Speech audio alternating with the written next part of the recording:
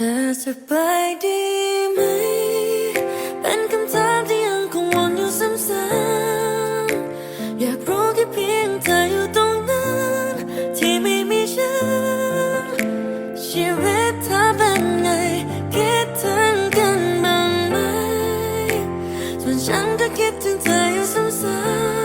ำๆก็หวังแค่เพียงเธออยู่ตรงนั้นจะสุขใจกว่าฉัน